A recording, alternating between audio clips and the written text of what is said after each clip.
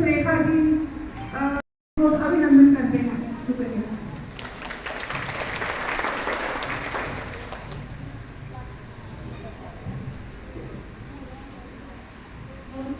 धन्यवाद।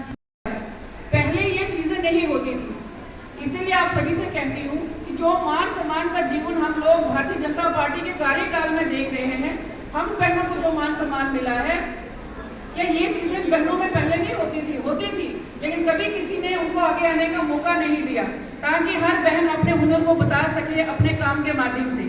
लेकिन प्रधानमंत्री जी ने 2014 में जब भारत की भागदौड़ संभाली, उसके बाद जब यहाँ से धारा 370 हटी, फिर वही योजनाएं, वही कानून जो बहनों के लिए बाहर के प्रदेशों में होते थे, धीरे धीरे जम्मू कश्मीर में भी लागू होने शुरू हुए। जैसे कि बहनों, आज जो महिला सम्मेलन है, इस पर थोड़ी सी भूमिका डालूंगी। जम्मू कश्मीर में सभी, जैसे आज हमारा महिला सम्मेलन है, ऐसे ही सभी मोर्चों का अलग अलग तरीकों ऐसे ही सम्मेलन चल रहे हैं। महिला सम्मेलन आज यहाँ पे 26 को हमारा जो जगह जगह जब से उन्होंने कार्यभार संभाला है, प्रदेश जम्मू कश्मीर हर एक नुक कॉर्नर में महिलाओं को कैसे संगठित करना है, संगठित करके अपने संगठन को कैसे आगे बढ़ाना है, ऐसा प्रयास कर रही है और उसका सफल परिणाम हमें आप लोगों के सम्मेलनों के माध्यम से मिल रहा है। मैं भी इनका बहुत बहुत अभिनंदन और साधुवाद देती हूँ।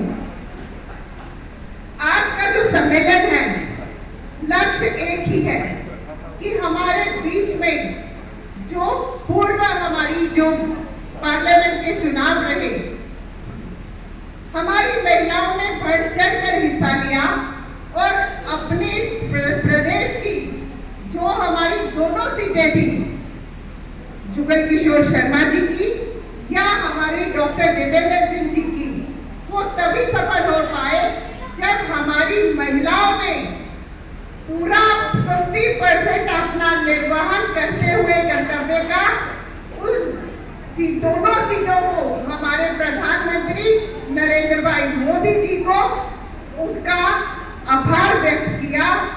प्रेसिडेंट के तौर पर बहुत ही अच्छे तरीके से इस पूरे हमारे जम्मू कश्मीर की महिलाओं को सशक्त करने में, जम्मू कश्मीर की महिलाओं में, महिला मोर्चा में अपना योगदान देने में बहुत ही इन्होंने कर्मठ कार्य किया है। हमारे जम्मू के जितने भी ज़िलों में अलग अलग विधानसभाएं हैं, 44 विधानसभाओं में इसी तरह से महिला सम्मेलन हो रहा है। सिर्फ महिला सम्मेलन है, जितने भी हमारे मोर्चे, हर एक मोर्चा का सम्मेलन इसी तरह से हो रहा है, जिसमें कि ज़्यादा से ज़्यादा जितनी बहनें आए, लेकिन कम से कम 400-500 की बहनें जो है संख्या में आ रही हैं। इसमें इन बहनों से यही बातें कर रहे हैं कि सबसे पहले इन बहनों को बधाई दी कि हमारी तीसरी बार जो हमारी सरकार बनी है, हमारे जो यहाँ से लोकसभा सांसद जीते हैं, उन चीज़ों की बधाई दी। उसके बाद इन बहनों को यही समझाया कि आने वाले दिनों में जब इलेक्शंस होंगी, हमारा महिलाओं का क्या रोल रहेगा, क्योंकि लोकसभा इलेक्शंस में भी इन बहनों का बहुत बड़ा योगदान था। सभी बहनों ने खुद भी मतदान किया था और दूसरों से भी मतदान करवाया था। तो इस बार भी इनसे यही निवेदन कर रही थी कि आने वाले समय में जब इलेक्शंस होगी, हम लोगों को भारी से भारी बहुमत के साथ पुनः भारतीय जनता पार्टी का सहयोग करना है, क्योंकि सभी बहनें जानती हैं कि आदरणीय प्रधानमंत्री जी ने अपने कार्यकाल में जो मान सम्मान बहनों को दिया है, इससे पहले जितनी भी सरकारें थी, कभी बहनों के लिए किसी ने कुछ सोचा तक नहीं था। तो बहनों में भी एक बड़ा उत्साह होता है कि कब इलेक्शंस हो और हम आदरणीय प्रधानमंत्री जी का सहयोग करें, क्योंकि बहनें भी यही कहती हैं कि जो आज मान सम्मान का जीवन बहनें जी रही हैं, जितनी भी योजनाओं का बहनों को लाभ मिला है, तो बहनें उसमें बहुत खुश हैं और वो कहती हैं कि जब भी इलेक्शंस हो, हम भारी से भारी बहुमत के साथ मतदान करवाएंगे और दूसरों को भी प्रेरित करेंगे। तो इसी तरह के अलग अलग हमारे जो है सम्मेलन पूरे 44 विधानसभा में हो रहे हैं। आज का हमारा जो कार्यक्रम विश्वनाथ विधानसभा क्षेत्र में हमारे हर एक मोर्चे का जो सम्मेलन होने जा रहा है, आज हमारा महिला मोर्चा का सम्मेलन हो रहा है। यहाँ पे आप देख रहे हैं कितनी हज़ारों की तादाद में यहाँ महिलाएं यहाँ पे उपस्थित हैं और प्रयास एक ही किया गया है कि पिछले जो हमारे पार्लियामेंट चुनावों में जितनी उत्सुकता और ऊर्जा के साथ हमारी महिलाओं ने अपना कर्तव्य निभाया है, आने वाली विधानसभा चुनावों में भी महिला अपना कर्तव्य निभाते हुए उसको भी भरसक प्रयासों के साथ उसे सफल बनाएंगी। और हमारे प्रधानमंत्री नरेंद्र भाई मोदी जी के द्वारा जितनी भी योजनाएं हमारे बीच में रखी गई हैं उनको हर एक व्यक्ति तक पहुंचाने का प्रयास करेंगी। जो 3 लाख करोड़ रुपए का जो बजट हमारे बीच में महिलाओं के लिए, हमारी बच्चियों के लिए आया है, उसको एक प्रॉपर वे में इसका एक्सपेंडिचर हो, ऐसा अपनी पार्टिसिपेशन करते हुए महिलाओं में ऐसी सक्षमता होनी चाहिए कि वो उसको सीखे, करे और उसका एक्सपेंडिचर भी करे।